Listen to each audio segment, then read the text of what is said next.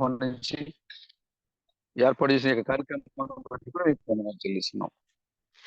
ఓ ప్రభు, మరి మిగతా లోకస్తులు ఈ కార్యక్రమాన్ని మరి ఆచార సంబంధంగా మరి అది చాలా అపవిత్రమైన కార్యాలతో మరి మరి చేస్తారు. కానీ మేము దీన్ని ఆచారంగానో లేకపోతే ఎదుటి వారికి తీర్పు తీర్చే అవకాశం ఇచ్చే కార్యక్రమంగానో దీన్ని మేము ఉంచాలనుకోవట్లేదు మా ప్రభు. కేవలము మీ యొక్క నామానికి మహిమకరంగా ఇక పరిశుద్ధ సంఘముగా మేము కలుసుకోవడానికి ఇక్కడికి వచ్చాం మా ప్రభు. మీరు దీవించండి, బలపరచండి. ఓ ప్రభు, మరి మమ్మల్ని ఆహ్వానించిన కుటుంబాన్ని కూడా దీవించండి, ఆశీర్వదించండి. ఓ ప్రభు, మరి ఆనాడు అబ్రహాం నువ్వు ఎక్కడ అడుగు పెడతావో అది నీకు ఇవ్వబడుతుందని చెప్పావు మా ప్రభు. అది భూ సంబంధమైన భూభాగమే కాదు, ఆత్మ సంబంధంగా అది మాకు వర్తించింది మా ప్రభు. కాబట్టి మా ప్రభు, మరి ఈ భూభాగాన్ని వారికి బలపరచండి, ఎత్తబడే వరకు కూడా మార్చండి. మరి యొక్క మోటార్ ద్వారా కూడా మరి వ్యవసాయం చేసుకుని వారి కుటుంబాలను పోషించుకోవడానికి నీ నామానికి మరింతగా సాక్షులుగా ఉంటాయి. మీరు సహాయం దయచేయండి.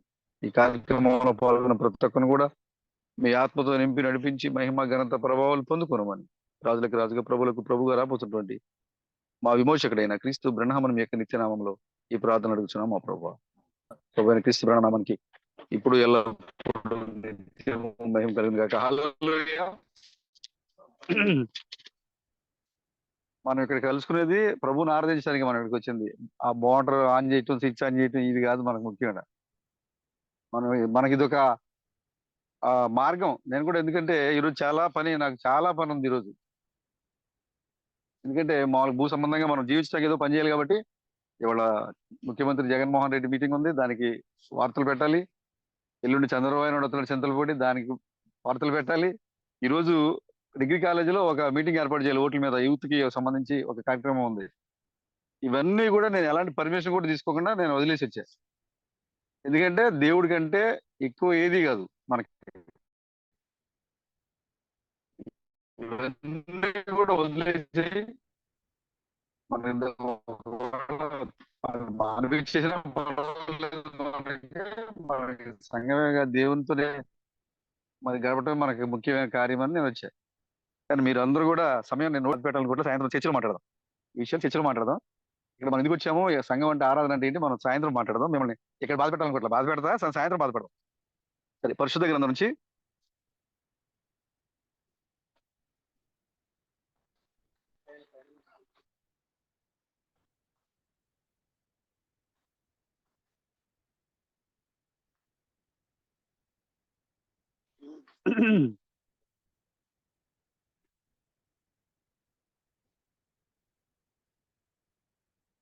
ఆదికాండము 8వ అధ్యాయము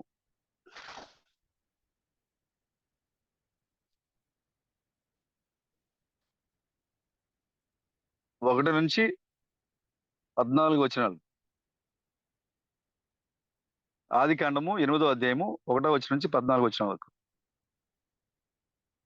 దేవుడు నోవాహును అతనితో కూడా ఓడలో ఉన్న సమస్త జంతువులను సమస్త పశువులను జ్ఞాపకం చేసుకునేది.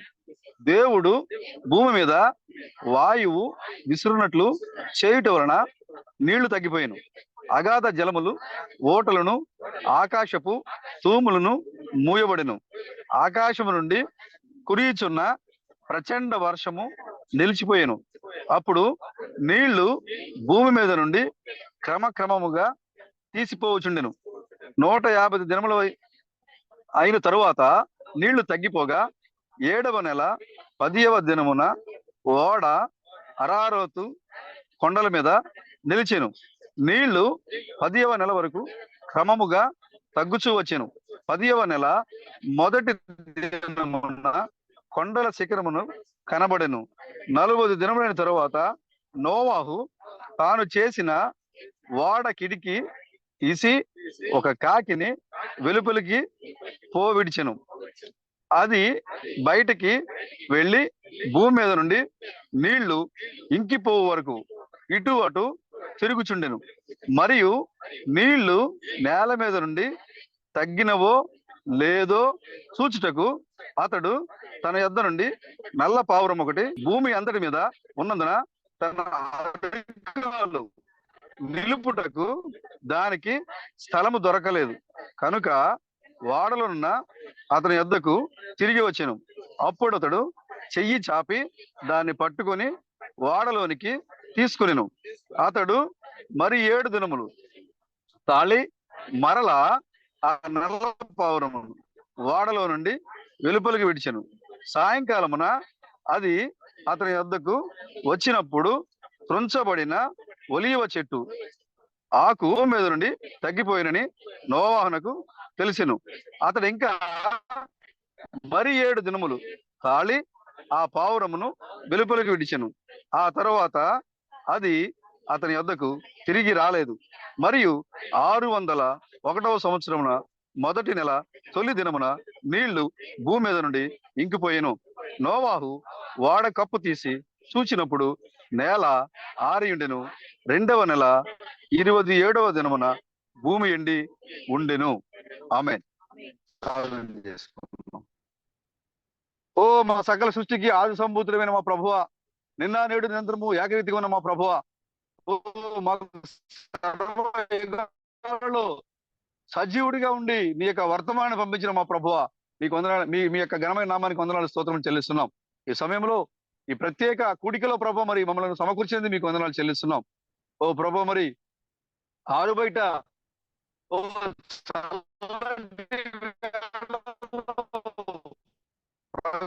ప్రకృతిలో ప్రభువా మరి మమ్మల్ని సమావేశపరిచిన ప్రభు మీకే వందనాలు. ఆనాడు ఆదాముకి ఎలాంటి ఇచ్చావో అలాంటి గొప్ప అనుభూతిని మాకు ఇస్తున్న దేవుడా మీకే వందనాలు చెల్లిస్తున్నాం. ఓ ప్రభు మరి దూర ప్రాంతం నుంచి వచ్చిన సహోదరుని నడిపించండి. చదవని లేఖన భాగాలను కూడా మీరే బలపరిచి మీరే అనువదించి మరి విమోచకుడైన క్రీస్తు బ్రహ్మన్ మీ యొక్క నిత్య నామములో ఈ ప్రార్థన అడుగుతున్నాం మా ప్రభువా. Amen. Amen. God bless you brother. కూర్చుందాం దయచేసి.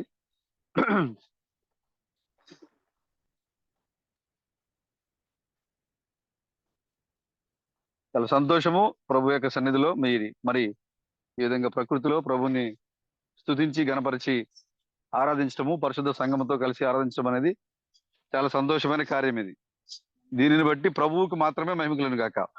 హల్లెలూయా. చదవబడిన లేఖన భాగమును బట్టి చిన్న అంశము, నోవాహు యొక్క ఓడలో నల్ల పావురం. హల్లెలూయా. నోవాహు యొక్క ఓడలో నల్ల పావురం. నోవాహు యొక్క ఓడలో చాలా జతలుగా ఉన్నాయి. 7 జతలు కూడా ఉన్నాయి. 2 జతలుగా దాంట్లోకి వెళ్ళి కొన్ని 7 జతల కింద కూడా ఓడలోనికి దేవుడు వెళ్ళమని చెప్పాడు. మనం చాలాసార్లు చెప్పుకున్నాం కదా. ముగింపు సమయము, ముగింపు వర్తమానము, నోవాహు యొక్క ముగింపు వర్తమానము ఎక్కడ జరిగింది? ప్రకృతిలో జరిగింది కదా.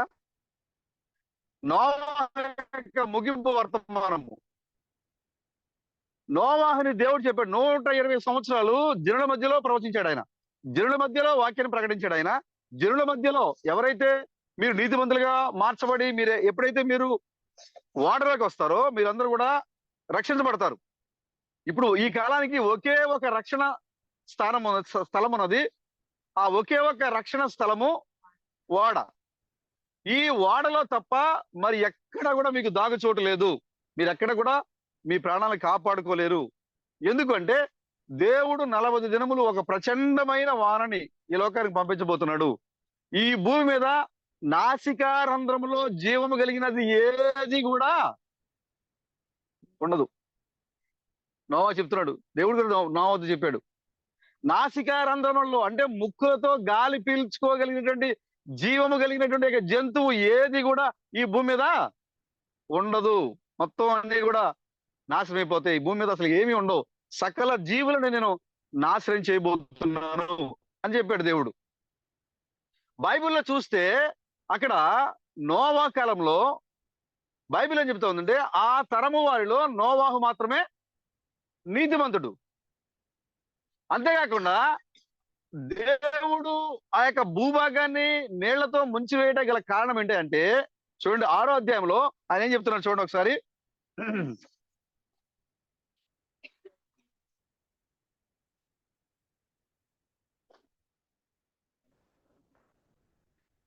ఆ, దేవుని సన్నిధిలో నుండి భూలోకం అంతా కూడా చెడిపోయింది. దేవుని భయం లేదు, దేవుని యొక్క నడిపింపు లేదు. భూలోకం ఒకటి కాదు, ఇద్దరు కాదు, భూలోకం మొత్తం కూడా చెడిపోయిందా?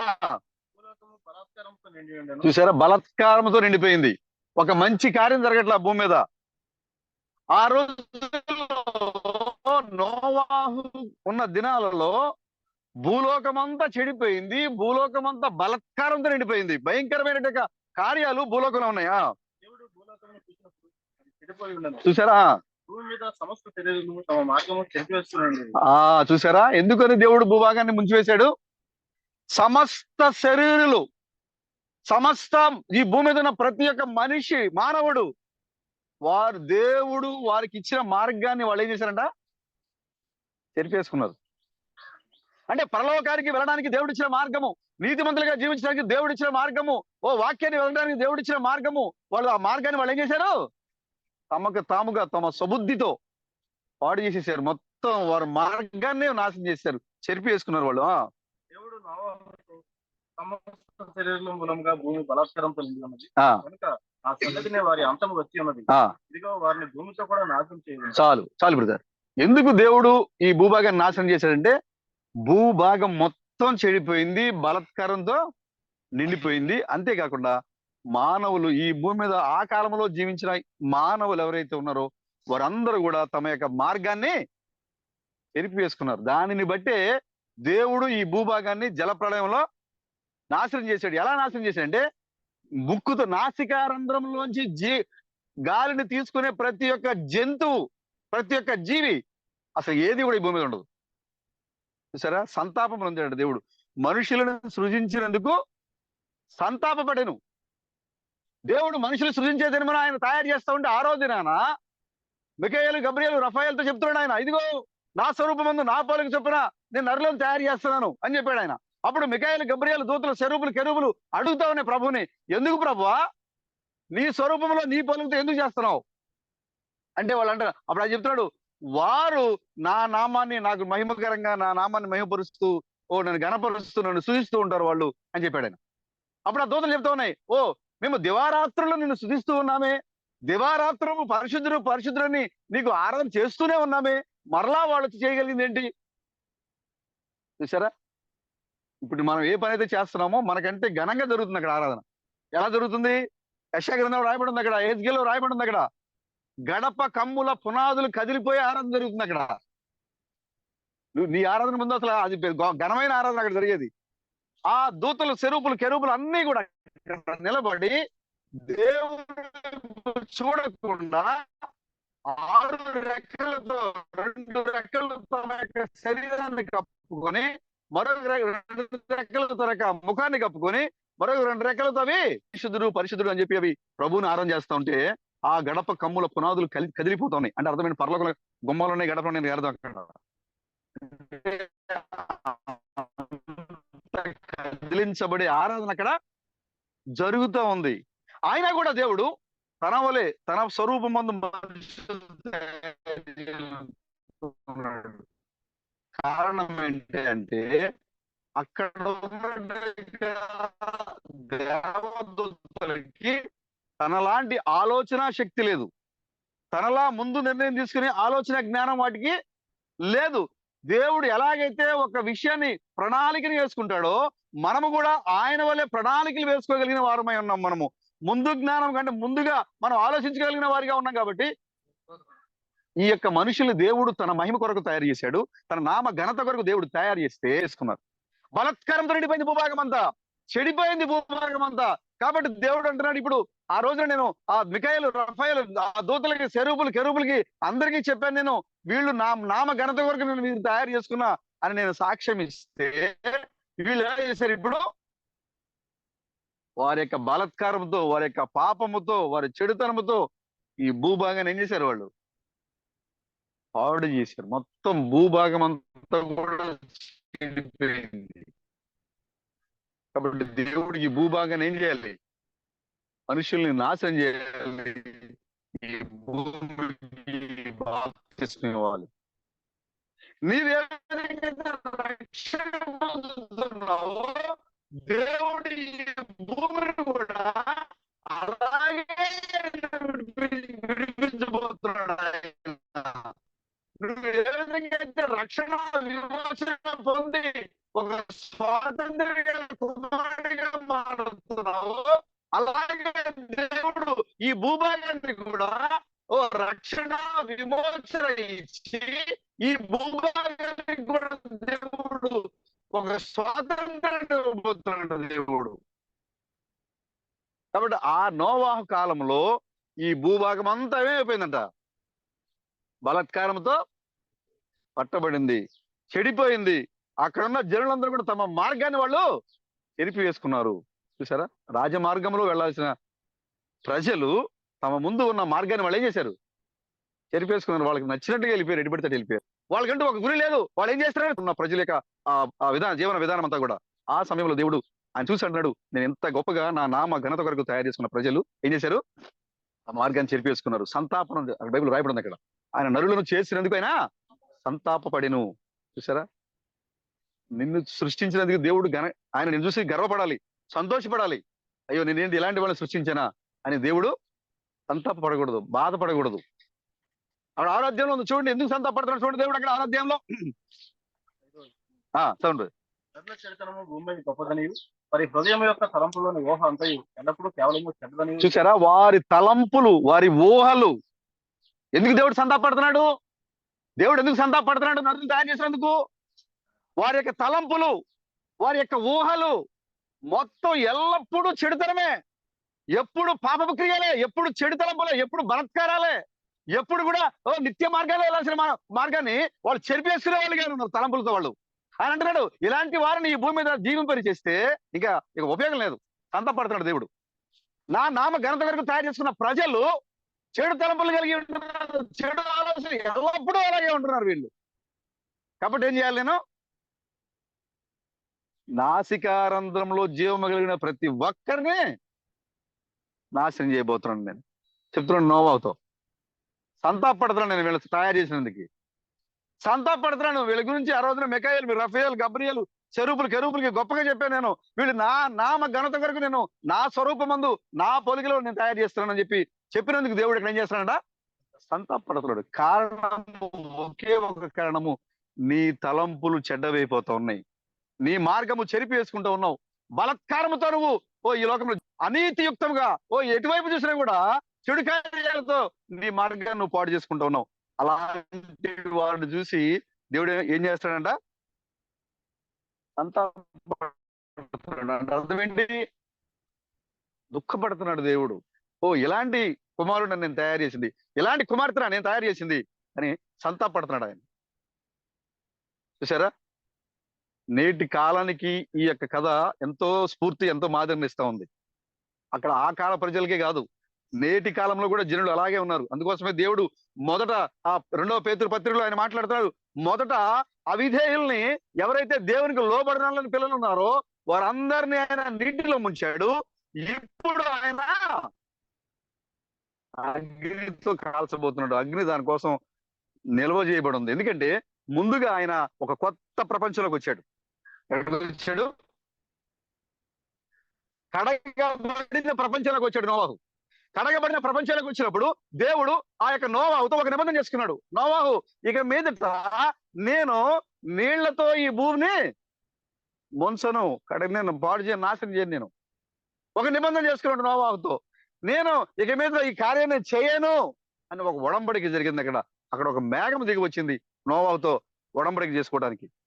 నేడు మనతో ఒడంబడిక చేసుకోవడానికి 1963 సంవత్సరంలో ఏ విధంగా అయితే ఒక మేఘం దిగి వచ్చిందో, అలాగే నోవాహు ఆ యొక్క వాడలోంచి బయటకు వచ్చినప్పుడు, నోవాహు ఆ యొక్క మందసంలోంచి బయటకు వచ్చినప్పుడు, నోవాహు దేవుని యొక్క సన్నిధిలోంచి బయటకు వచ్చినప్పుడు ఒక నిబంధన జరిగింది అక్కడ. హల్లెలూయా.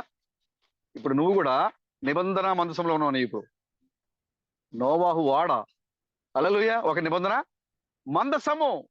చాలా మంది శాస్త్రవేత్తలు దాని మీద పరిశీలన చేశారు. ఏమనంటే అసలు నోవాహు యొక్క వాడలో ఇన్ని నెలలు జంతువులు ఎలా ఉన్నాయి చూసారా? ఇంచుమించుగా 10 నెలల పైన, అంటే 11-12 నెలల సంవత్సరం వరకు దాంట్లో నోవాహు మరియు ఆ జీవాలు దాంట్లో ఉన్నాయి. ఎన్ని రోజులు? 1 సంవత్సరం పాటు ఈ భూమి మీద నీరున్నాయి. 1 సంవత్సరం పాటు ఈ భూభాగంలో నీరే ఉంది.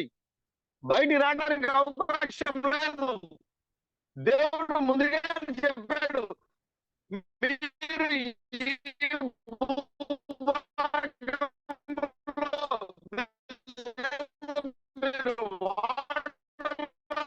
మీరు నివాసం చేయడానికి, మీరు జీవించడానికి మీరు ఏం చేయాలి?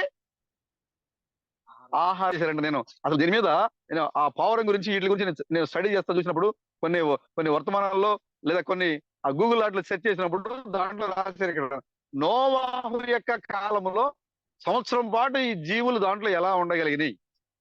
సరే, మామూలు జీవులు అయితే సరే ఉన్నాయి, కానీ నీళ్లలో ఉన్న జీవులు ఎలా ఉన్నాయి? నీళ్లలో ఉన్న జీవులు కూడా నోవాహు యొక్క వాడలో ఉన్నాయి. అది దేనికి మాదిరిగా ఉంది? అది ఒక పరిపూర్ణమైన దేవుని సన్నిధికి మాదిరిగా ఉంది. హల్లెలూయా. నోవాహు యొక్క వాడ ఒక పరిపూర్ణమైన దేవుని సన్నిధికి మాదిరిగా ఉంది. దానికి లోపల ఆకలి లేదు, దప్పిక లేదు. అక్కడ ప్రభుకి స్తోత్రం కలుగును గాక. శాస్త్రం అక్కడ ఆ గురు ఉన్నారు, కానీ దానికి ఎవరికీ సమాధానం దొరకలేదు. దానికి ఇది దొరుకుతుంది, వాళ్ళకి అర్థం కాదు. ఆ వాడలో ఆ నీళ్ళలో జీవించే చేపలు, రకరకాల జంతువులన్నీ కూడా, చతుష్పాద జంతువులన్నీ కూడా ఎలాగా దాంట్లో అన్ని రోజుల పాటు నీళ్ళు లేక ఎలా ఉండగలిగినాయి? ఒకవేళ ఆహారం ఉన్నా కూడా నీళ్ళు కావాలి, అవి ఎలా ఉండగలిగినాయి? ఇదంతా కూడా నేటి సైన్స్ కి అర్థం కాని విషయాలు ఇవన్నీ కూడా. ఒక విశ్వాసి మాత్రమే పట్టుకోగలుగుతారు. జీవించి మృతి చెంది పాతి పెట్టబడి తిరిగి లేచి రాబోతున్నారనే వర్తమానంలో క్రిస్ గారు మాట్లాడుతున్నారు. దేవుడి యొక్క కార్యము, ఆయన ఎలా జీవించాడు, ఎలా మృతి చెందాడు, ఎలా పాతి పెట్టబడ్డారు. మనందరూ 4-5 రోజుల నుంచి జ్వరం వస్తుంది, ఏలో తీసుకెళ్ళేసి బ్రదర్ డెంగ్యూ ఫీవర్ అని చెప్పారట. మీ వ్యక్తిగత ప్రార్థనలో ప్రార్థన చేయండి, బాబు కోసం ప్రార్థన చేద్దాం. పరిశుద్ధ ప్రేమమయుడైన మా ప్రభువా, మీ ఘనమైన నామానికి వందనాలు. ఓ ప్రభువా, మరి ఈ ప్రత్యేకమైన సమయంలో మేము నీ యొక్క నామాన్ని బట్టి సంతోషించి గణపరిచే సమయంలో సాతాను మమ్మల్ని గలిబిలి చేయడానికి, కుటుంబాన్ని, సోదరు అరుణేష్ ప్రజా కుటుంబాన్ని గలిబిలి చేయడానికి మరి డెంగ్యూ అనే రూపంలో వచ్చింది సాతానే. ఓ ప్రభు, మరి మీరు మాకు ఇచ్చిన అధికారంతో మేము మాట్లాడుతున్నాము. ఓ డెంగ్యూ సాతానా, క్రీస్తు బ్రాండం యొక్క నామములో మిమ్మల్ని ఖండిస్తున్నాము. నీ యొక్క మూల వేరులను తెగనరుగుతున్నాము వాక్యముతో. కుమారుని విడిచి బయటికి మమ్మల్ని ఆజ్ఞాపన చేస్తున్నాము. ఓ క్రీస్తు బ్రాండం యొక్క నామములో ఇప్పుడే మేము కుమారునికి విడుదల ఇస్తున్నాం మా ప్రభువా. కుమారునికి సంపూర్ణమైన స్వస్థత, విడుదల, ఆరోగ్యం దయచేయమని అడుగుతున్నాం మా ప్రభువా. డాక్టర్ దానికి ఏదైనా పేరు పెట్టచ్చు, మీరు చెప్పారు, అది ఏదైనా కావచ్చు, కానీ దాని వెనక మీరు దాన్ని పగలగొట్టి చూస్తే మనం దయ్యమే. దయ్యముని ముందు నిలబడలేదు. ప్రతి శత్రువు యొక్క మెడ మీద మీరు పాదం పోమని చెప్పారు ప్రభువా. ఈ సమయంలో పరిశుద్ధ సంఘముగా మీరు మాకు ఇచ్చిన అధికారముతో, మీరు మాకు ఇచ్చిన వాక్యముతో సాతాను మెడ మీద, డెంగ్యూ మెడ మీద మేమందరం పాదం మోపాం మా ప్రభువా. దాన్ని బంధిస్తా ఉన్నాం మా ప్రభువా. నమ్ముట నీ వలన అయితే నమ్మడానికి సమస్తము సాధ్యం అని చెప్పావు మా ప్రభువా. కాబట్టి నమ్మడానికి సహాయం దయచేయండి, అవిశ్వాసం తొలగించండి. వారి యొక్క బిడ్డను మీరు ముట్టి స్వస్థపరిచినందుకు మీకు వందనాలు చెల్లిస్తున్నాం. మీరే మహిమ, ఘనత, ప్రభావాలు పొందుకున్నామని విమోచకుడైన క్రీస్తు బ్రాండం యొక్క నామములో ఈ ప్రార్థన అడుగుతున్నాం మా ప్రభువా. ఆమేన్. ఓకే,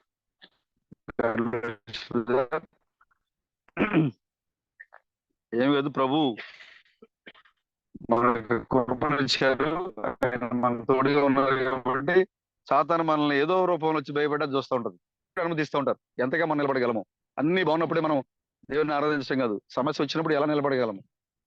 సమస్య మన కుటుంబంలో వచ్చినప్పుడు, వచ్చినప్పుడు మనం ఎలా జయించగలము అనేది చూపించడం కోసమే దేవుడు అనుమతిస్తూ ఉంటాడు. కాబట్టి ఈ సమయంలో మన ధైర్యంగా, హల్లెలూయా. ఎందుకంటే మనకు ముందుగా మన రాజు టీవీగా నడుస్తూ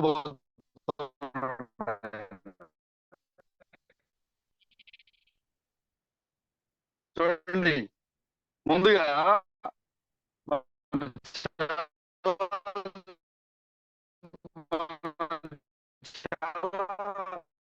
వింటూ ఉంటాం. శత్రువు ఒక సైనికుడు చెప్తుంటాడు, సైన్యాధ్యక్షుడు, రాజును తాగాలంటే ముందు సైన్యాధ్యక్షుడు తాగాలంట. అవునా? రాజు దాకా వెళ్ళాలంటే శత్రువు ముందు ఎవరిని చంపాలంట? ముందు ఎదురుగా నిలబడిన ఆయన్ని చంపేసిన తర్వాత అప్పుడు వెళ్ళాలి. అలాగే ఇప్పుడు మన ముందు ఎవరు నడుస్తున్నారు? రాజు నడుస్తున్నాడు. ఇప్పుడు ఏదైనా తెగులు, ఏదైనా బాధ, మరణము, ఏదైనా మందాగా రావాలంటే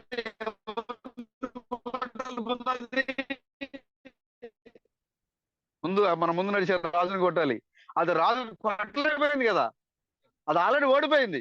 కల్వరిలో ఓడిపోయింది, అమెరికాలో ఓడిపోయింది, ఇండియాలో ఓడిపోయింది. అది మన ముందు నడుస్తున్న మన రాజుని కొట్టడే ప్రయత్నం చేసింది. కానీ మన రాజుని దాటి మన దాకా రాలేకపోతా ఉంది అది.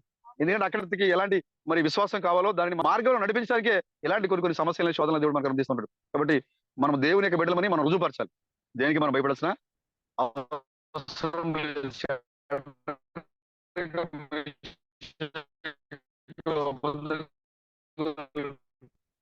మరణ మనుషుల వరకు త్యాగము, ఆయన జీవించిన విధానము, ఆయన మృతి చెందిన విధానము, ఆయన తిరిగి లేచిన విధానము, ఇప్పుడు ఆయన రాబోతున్న విధానము గురించి చెప్పడానికి ఈ లోకంలో పదాలు లేవట.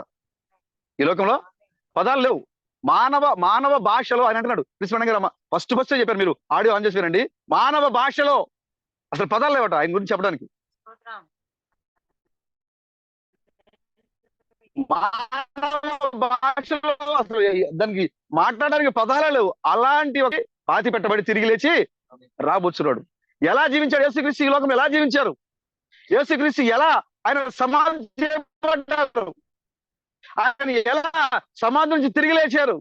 తిరిగి లేచి వెళ్ళిన యేసుక్రీస్తు మరలా రెండవ రాకడలో ఆయన ఎలా అనే విషయాలు చెప్పడానికి పదాలు లేవు. మానవ పరిభాషలో మనుషులు మాట్లాడుకునే భాషలో మాట్లాడే పదాలు లేవట. అంత గొప్పగా దేవుడు నీకోసం నా కోసం అయినా చేశాడు. అందుకోసం వాళ్ళకి అర్థం కావట్లే. ఆ శాస్త్రవేత్తలు ఆ నోవాహు యొక్క వాడలో ఎంతకాలం ఈ జీవరాశులు ఎలా జీవించగలిగినాయి అనేది వాళ్ళకి అర్థం కాల.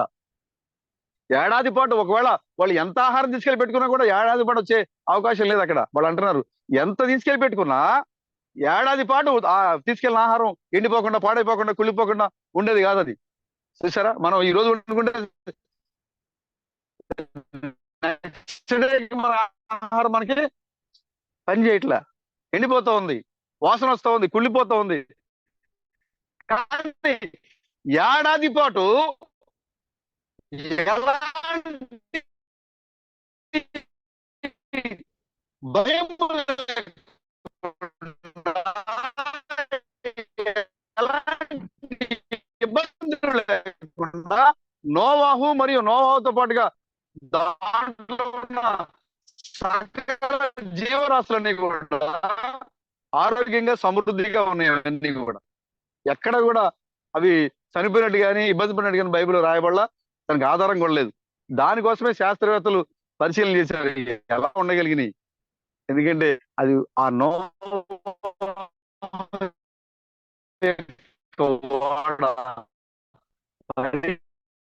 పరిపూర్ణంగా పరలోకానికి సూచనగా ఉంది. ఈ లోకానికి ఒక గుర్తు కాదు నోవాహు.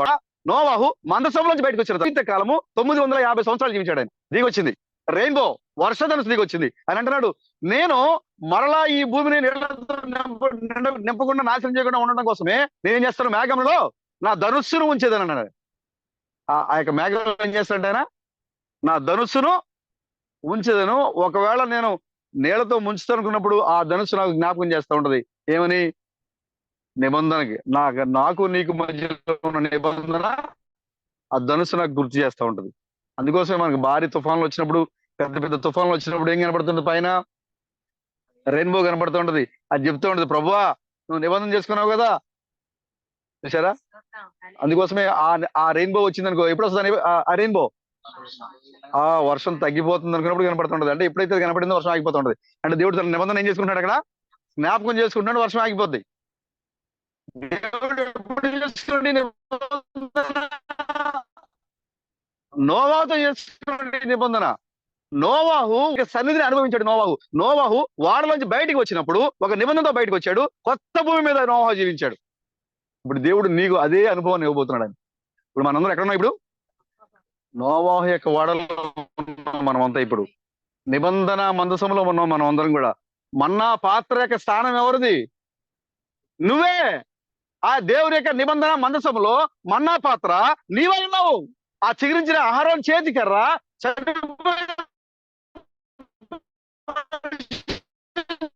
ఉన్నారు. ఓ మరి బయట ఉంటే పరిశుద్ధ స్థలములో దేవుని యొక్క షకీర మహిమ ఉండే ప్రాంతం ఏదైతే ఉందో ఆ నిబంధన మందసము లోపల 2 కెరూబులు ఓ కింద ఎప్పుడైతే అది పెట్టబడుతుందో ఒక బంగారు పాత్రలో ఆ మనసం లోపల ఆ మన్న పెట్టబడుతుందో అది ఎన్నటికీ కూడా పాడవదు.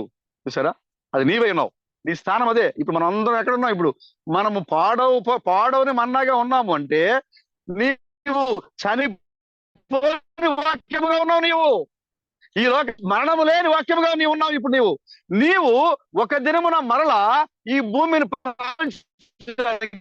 ఈ భూమిని ఏలుబడి చేయడానికి దావీదు యొక్క సింహాసనముగా నేను జయించి నా తండ్రి యొక్క సింహాసనం మీద ఆశీర్వదించిన ప్రకారము మీరును జయించి నా సింహాసనం మీద ఆశీర్వడి. హల్లెలూయా. ఇదే దావీదు యొక్క సింహాసనము. 1000 ఏళ్ల పరిపాలనలో మనం చూడబోయే దావీదు యొక్క సింహాసనం ఇదే.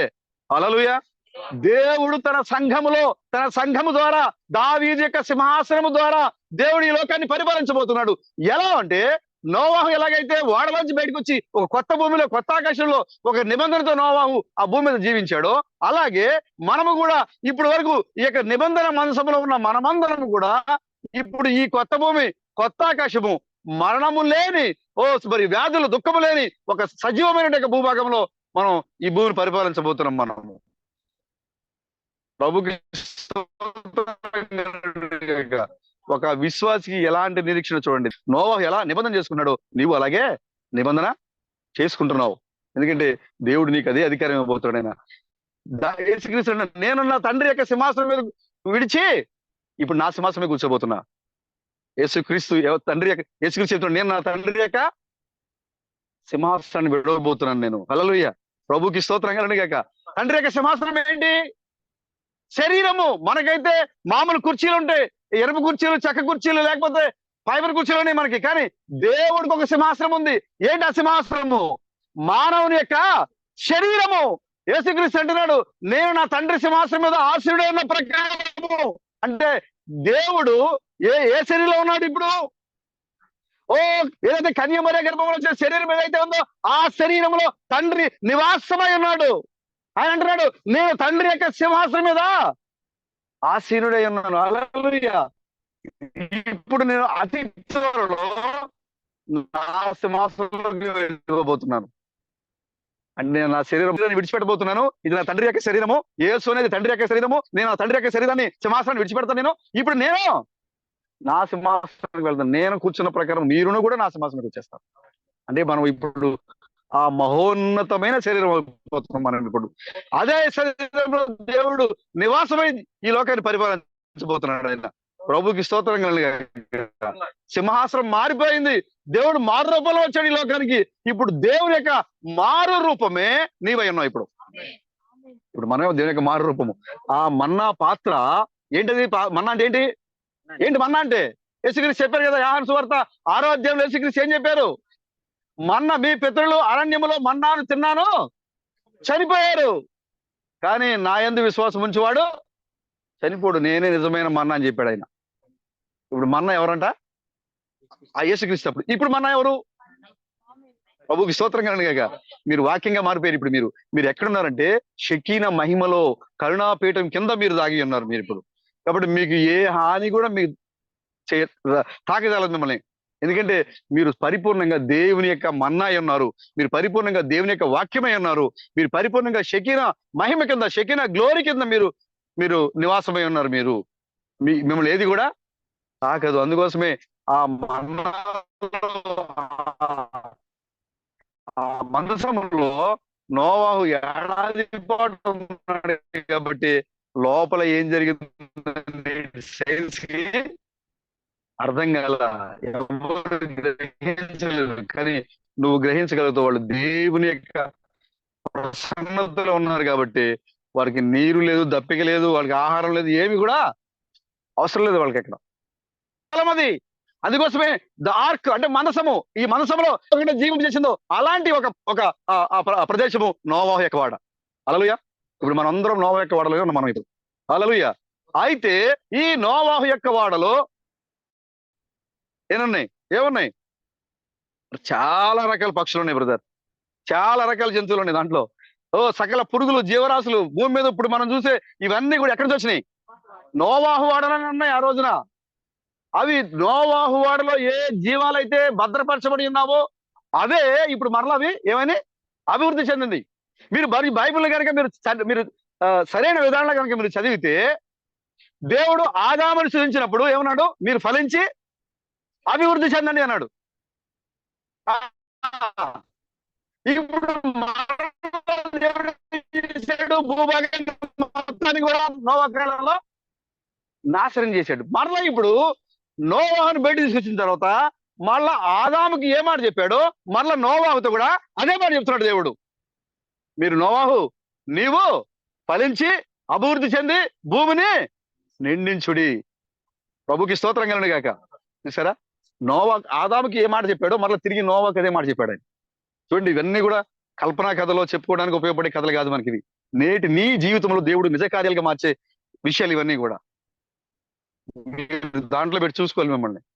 మీరు బయట ఉన్నారనుకోండి, ఆ లేఖనానికి మీరు బయట ఉంటే మీరు ఎన్నడూ ఆ లేఖనాన్ని మీరు పట్టుకోలేరు.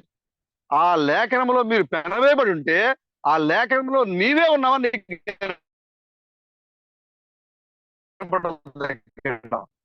ఆ వాడలో నీవే నోవాహుతో పాటుగా ఆ నోవాహు నువ్వు ఆ వాడలో నీవే ఉన్నావని ఎప్పుడైతే నువ్వు దాంట్లో పెనవేసుకొని చూస్తావో బైబిల్ పరిపూర్ణంగా నీకు అర్థమవుతుంది అప్పుడు. హల్లెలూయా. చూడండి, ఆ ఓడలో అనేక రకాల జీవులు ఉన్నాయి, జంతువులు ఉన్నాయి. నోవాహు ఉన్నాడు, నోవా కుటుంబం అందరూ కూడా దాంట్లోనే ఉన్నారు. ఒక రోజున నోవాహు ఏం చేశాడంటే, అసలు ఈ భూభాగం అంతా బయటకు వచ్చిందా లేదా, అది కొండల మీద ఉన్నటువంటి వాటిలో కూడా ఏ జీవరాశి కూడా జీవించకూడదు అని దేవుడు కొండల మీద కూడా 15 మూటల ఎత్తులోనే ఆయన నీటిని రప్పించాడు. అంతా కూడా నిండిపోయింది, ఎక్కడా లేదు, అసలు ఏమీ లేదు, మొత్తం అంతా కూడా నీరే ఉంది. ఆయన ఒక రోజున తన దగ్గర ఉన్న జంతువుల్లో మొట్టమొదటిగా ఎవరిని పిలిచాడు? కాకిని పిలిచాడు. కాకిని పిలిచి బయటికి విదిలిపెట్టాడు. దేనికోసము? అసలు ఈ భూభాగం ఎండిపోయిందా లేదా, ఎలా దీని పరిస్థితి ఏంటో తెలుసుకోవాలని చెప్పి ఒక కాకిని విడిచిపెట్టాడు ఆయన. విడిచిపెడితే ఏం చేసింది? బైబిల్లో రాయబడింది అక్కడ, భూమి మీద నీరు తగ్గిపోయే వరకు ఇటు అటు తిరుగుతూ ఉంది తప్ప మళ్ళా తిరిగి యజమాని దగ్గరికి అయితే రాలేదు. అది బయట తిరుగుతుంది తప్ప యజమాని దగ్గరికి అయితే రాలేదు. ఆయన మరి కొంతకాలం చూసిన తర్వాత, కొన్ని గంటలు లేదా కొన్ని దినాలు చూసిన తర్వాత మరలా ఏం చేశాడు ఆయన? అందులో ఉన్నటువంటి అన్ని జంతువులు ఉన్నాయి, దేన్ని సెలెక్ట్ చేయలే. దేన్ని సెలెక్ట్ చేశాడు? ఒక నల్ల పౌరాన్ని సెలెక్ట్ చేశాడు ఆయన. ఒక నల్లటి పౌరాన్ని సెలెక్ట్ చేసి దాన్ని మరలా కిటికీ తీసి ఏం చేశాడు? బయటికి పంపించాడు. ఇదేం చేసింది? మొత్తము తిరిగింది. అక్కడ బైబిల్లో రాయబడింది, దాని యొక్క అరికాలు మోపడానికి స్థలము లేనందున. ఎంత ఉంటదండి పావురం యొక్క అరికాలు? ఎంత ఉంటుంది బ్రదర్? మరి పావురం యొక్క అరికాలు మోపడానికి స్థలం లేకపోతే దానికంటే ముందు వచ్చిన ఈ కాకి ఎక్కడ తిరుగుతుంది? పావురం యొక్క అరికాలు మోపడానికే స్థలం లేకపోతే భూమి మీద, దానికంటే ముందుగా బయటకు వచ్చినటువంటి ఈ యొక్క కాకి ఎక్కడ తిరుగుతా ఉంది? క్రీస్తు బడంగా చెప్పారు, అది బయట చనిపోయి ఉబ్బిపోయి నీళ్ల మీద తేలియాడుతున్న శవాల మీద పీక్కి తింటుందండి. అది బైబిల్లో రాయబడింది, లేవికాండం 11వ అధ్యాయంలో కాకి అపవిత్రమైన జంతువులు, పవిత్రమైన జంతువులు ఒక లిస్ట్ ఇచ్చాడు దేవుడు. అక్కడ ఇవి పవిత్రములు, ఇవి అపవిత్రములు అని కొన్ని లిస్ట్ ఇచ్చాడు దేవుడు అక్కడ. తర్వాత మీరు ఇంటికి వెళ్ళిన తర్వాత మీరు చూడండి, లేవికాండంలో ఇచ్చిన ఈ కాకి ఏ గ్రూప్ లో ఉంది? అపవిత్రమైన పక్షులు, జంతువులు ఆ గ్రూప్ లో ఉంది. ఈ కాకి గోల. ఇప్పుడు సంఘములో ఇద్దరున్నారు, నోవాహు యొక్క వాడలో ఇద్దరున్నారు, విశ్వాసి ఉన్నాడు, అవిశ్వాసి ఉన్నాడు. నోవాహు యొక్క వాడలో కాకి ఉంది, పావురం కూడా ఉంది. నోవాహు యొక్క వాడలోంచి కాకి బయటకు వచ్చింది, అదే నోవాహు యొక్క వాడలోంచి ఎవరు వచ్చారు బయటికి? పావురం కూడా బయటకు వచ్చింది. చూసారా? కానీ ఇది బయటకు వచ్చింది బయటే ఉంది, కానీ ఈ పావురము బయటకు వచ్చి తిరిగి తన అరికాలు మోపడానికి స్థలం లేనందున మరలా తిరిగి ఎక్కడ వెళ్ళిపోయిందంట? వెళ్ళిపోయింది, మరి లోపలికి వెళ్ళిపోయింది. అసలు ఈ పావురం గురించి మనకి క్రీస్తు చాలా వర్తమానాలు చాలా విషయాలు చెప్పారు. అసలు దాని గురించి చూద్దామని పొద్దున కొన్ని వర్తమానాల్లోనూ కొన్ని మరియు ఆ గూగుల్లో మళ్ళా నేను చదివా మరి కొన్ని విషయాలు చాలా అద్భుతంగా ఉంది పౌరం గురించి.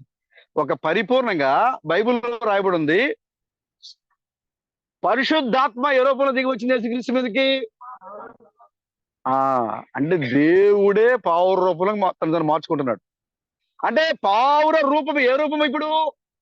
పరిశుద్ధాత్మ రూపము, దేవుని రూపము. అంటే పాపి అన్ని జంతువుల శరీరాల్లో ఏముంటది తెలుసు కదా మీకు, చేదు అనే ఒక భాగం ఉంటది, అన్ని జంతువుల్లో ఉంటది అది. కానీ చేదు అనే భాగము లేని ఒకే ఒక జంతువు లేదా ఒకే ఒక పక్షి పౌరమే. దాంట్లో అది చేదు ఉండదంట దానికి. అసలు దానికి ఎలాంటి చేదు దానికి ఉండదు అసలు. అదే దాన్ని బట్టి థామస్ గారు మీలో చేదు తొలగించుకోండి అని చెప్పినట్టున్నారు. అసలు దాని యొక్క శరీర నిర్మాణంలో చేదు అనేది దాని లోపల లేదు.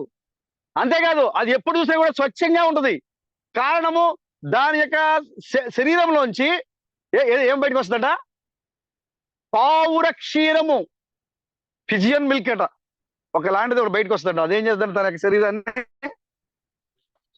శుభ్రం చేసుకుంటది. ఎప్పుడు అది మురుగుతో ఉండదు. ఒకవేళ మురికి అంటేనే కూడా వెంటనే క్లీన్ చేసుకుంటది. అది ఉంచుకోదు, అది కడిగేసుకుంటది.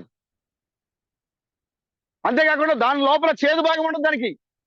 పావురము పరిపూర్ణంగా వాక్యానికి, ఒక విశ్వాసికి లేదా క్రీస్తుకి పావురము సూచనగా ఉంది. ఈ నోవాహు ఏం చేశాడు? తన దగ్గర ఉన్న పక్షుల్లోంచి ఒక నల్ల పక్షిని పంపించాడు. చూడండి, కాకుల్లో కూడా 8 రకాల కాకులు ఉన్నాయంట. తెల్ల కాకు ఉంది, నల్ల కాకు ఉంది, బూడిద రంగు కాకు ఉంది, రకరకాల కాకులు ఉన్నాయి. అదేవిధంగా పావురాల్లో కూడా తెల్ల పావురం ఉంది, నల్ల పావురం ఉంది, బూడిద రంగు పావురం ఉన్నాయి. దాంట్లోనూ రకాలు ఉన్నాయి, దీంట్లోనూ రకాలు ఉన్నాయి. కానీ దేన్ని ఎన్నుకున్నాడు నోవాహు? నల్ల పావురమే ఎన్నుకున్నాడు నోవాహు. తన యొక్క ఓడలో అనేక రకాల పావురాలు ఉన్నప్పటికీ కూడా నోవాహు ఒక నల్ల పావురం ఎన్నుకున్నాడు. దేనికోసమని? ఈ భూమి మీద అసలు ఎలా ఉంది తెలుసుకోవడానికి నిర్ణయించబడినటువంటి పావురము నల్ల పావురం. ఆ నల్ల పావురం బయటకు వచ్చింది. తన అరికాలు మోపడానికి ఎక్కడా స్థలము దొరకనందున అది మరలా ఇంటికి లోపలికి వచ్చింది. నోవా తన చేతిని చంపి లోపల తీసేసుకుంటుంది. ఇది బయట, దానికంటే ముందు బయటకు వచ్చింది బయట తిరుగుతుంది. అది దానికంటే ముందు వచ్చింది బయట తిరుగుతుంది అది. ఆ తర్వాత మరలా నోవా ఏం చేశాడంటే, ఒక 7 దినాల తర్వాత ఏం చేశారు? ముందు కాకిని విడిచిపెట్టాడు, అది రాలేదు. తర్వాత ఏం చేశారు? పౌరాన్ని విడిచిపెట్టారు, అదేం చేసింది? వెనక్కి వచ్చేసింది. వెనక్కి వచ్చిన తర్వాత ఒక 7 దినాల తర్వాత ఆయన మరలా అదే పౌరాన్ని బయట పంపించాడు. అదేం చేసింది? మళ్ళా మొత్తం తిరిగింది, కానీ ఎక్కడా స్థలం దొరకడం మళ్ళా తిరిగి వెనక్కి వచ్చింది. వచ్చేటప్పుడు ఏం చేసిందంటే, తన ముక్కుతో ఒక ఒలీవ ఆకును పట్టుకొని వచ్చింది. మొదటిసారి వచ్చినప్పుడు ఏం చెప్తుంది? తన అరికాలు మోపడానికి కూడా స్థలం లేదు. కానీ రెండోసారి ఏం చేసింది? రెండోసారి కూడా వెనక్కి వచ్చేసింది. ఆ పావురము ఒలీవ ఆకును పట్టుకొని వచ్చింది లోపలికి. నోవాహు మళ్ళా తన యొక్క చేతిని బయటికి పెట్టి మరలా ఆ పావురాన్ని లోపల తీసుకున్నాడు. మరలా ఒక 7 దినాల తర్వాత, మరలా మరొక 7 దినాల తర్వాత ఆ నల్లని పావురాన్ని మరలా నోవాహు బయటికి విడిచిపెట్టాడు. ఈసారి ఆ యొక్క పావురము మరలా తిరిగి వెనక్కి రాలేక, ప్రభుకి స్తోత్రం కలగాక. హల్లెలూయా. ఇదేంటండి, ఒక్కసారేమో మామూలుగా వచ్చింది, రెండోసారేమో ఒలీవ ఆకుతో వచ్చింది, మూడోసారి ఇక రాలే, ఎగిరిపోయింది. అది ప్రభుకి స్తోత్రం కలగాక. ఇప్పుడు ఈ యొక్క నోవాహు ఓడలోనే ఉంది ఈ నల్ల పావురం. నోవాహు ఓడలో కాకి కూడా ఉంది. అదేం చేస్తోంది? బయటకు వచ్చి కుళ్ళిపోయిన వర్తమానం చెప్తోంది. అందరూ కూడా మరి పిల్లలు కలుసుకోవాలి. పరిశుద్ధుల ప్రేమ మనకు వందనాలు, స్తోత్రములు.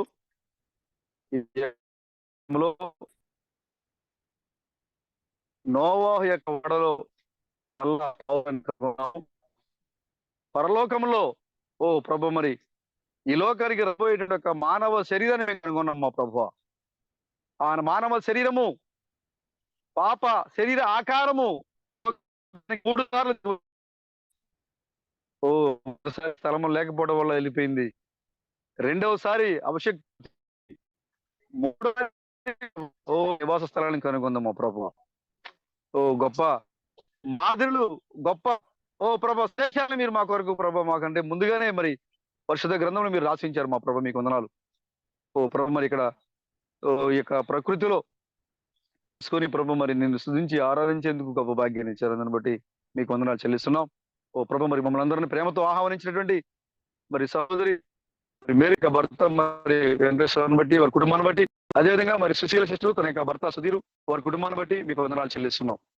ఓ ప్రభు మరి వారు నూతనంగా మరి యొక్క మోటార్ బిగించారు. ఈ సంతోషము మాకు మాత్రమే కాదు, కుటుంబం అంటే మేము నలుగురు మాత్రమే కాదు, కుటుంబం అనగా మా సంఘం అని ఒక తలంపుతో మమ్మల్ని ఆహ్వానించారు మా ప్రభు.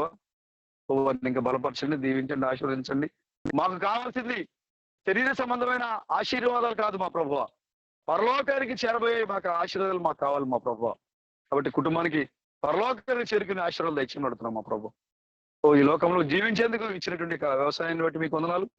వారిని దీవించండి, బలపరచండి. దీని ద్వారా కుటుంబాలను పోషించుకుంటే కూడా మీరు సహాయం ఇచ్చింది. ఎత్తబడే వరకు కూడా వారి కుటుంబాలకి ఈ యొక్క మరి వ్యవసాయము, ఈ యొక్క పంట వారికి ఓ ప్రభు మరి జీవించడానికి కావాల్సిన యొక్క పంటను ఇచ్చినట్టుగా మీరు సహాయం ఇచ్చింది ప్రభు, మీకు వందనాలు. వారి కుటుంబాలు కూడా దీవించండి. విశ్వాసంలో అందరూ కూడా మరి ఒకరినొకరు మరి పురుకొల్పుని మరింతగా ఏదైనా మీరు సహాయం ఇచ్చండి. అదేవిధంగా మరి ఈ ప్రత్యేకమైన సమయంలో మరి దూరం నుంచి మా యొక్క ప్రశస్తమైన సహోదరులందరినీ కూడా వారి కుటుంబాలతో, పిల్లలతో మరి అందరితో వారు ఇచ్చారు ప్రభావాన్ని బట్టి మీకు వందనాలు. వారిని బలపరచండి. దూర ప్రాంతం నుంచి మాతో మరి ఐక్యత పొందుతున్నటువంటి సహోదరులను కూడా మీరు బలపరచండి ప్రభావ. మరలా కలుసుకునే వరకు ప్రతి ఒక్కరిని కూడా మీ ఆత్మతో నింపి పరిశుద్ధమైన యొక్క జీవితాన్ని, అదేవిధంగా పరలోకపు యొక్క సంతోషాన్ని, ఆనందాన్ని దయచేసి నడిపించమని రాజులకు రాజుగా, ప్రభులకు ప్రభుగా, పెళ్లి కుమారుగా ఈ లోకానికి రాబోతున్నటువంటి మా విమోచకుడైన క్రీస్తు బ్రహ్మని మీ యొక్క నిత్య నామములో ఈ ప్రార్థన అడుగుతున్నాం మా ప్రభువా. ఆమేన్. Fresh when हमने working, when हमने working, when हमने working. Hallelujah, hallelujah.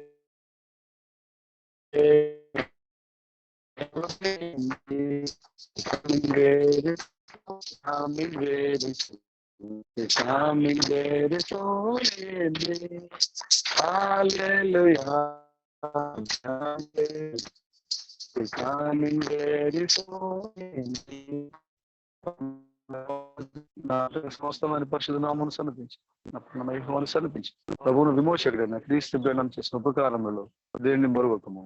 ఆమేన్, ఆమేన్, ఆమేన్. మన రాజులకు రాజును, ప్రభులకు ప్రభువును, ఓ మన పెళ్లి కుమారుడైన క్రీస్తు బ్రహ్మం యొక్క కృప సమాధానము, ఓ ఇక్కడ మోకరించిన పరిశుద్ధులకును, ఓ మన దూర ప్రాంతం నుంచి మనతో ఐక్యత పొందుకున్న పరిశుద్ధులకును, ఎత్తబడుతూ సిద్ధపడుతున్న పరిశుద్ధులకును, ఈ ప్రత్యేకమైన సమయంలో మనల్ని ఆహ్వానించినటువంటి కుటుంబస్తులకు, సహోదరులందరికీ సమాధానం తోడేయండి, మనల్ని నడిపించడు గాక. ఆమేన్, ఆమేన్, ఆమేన్.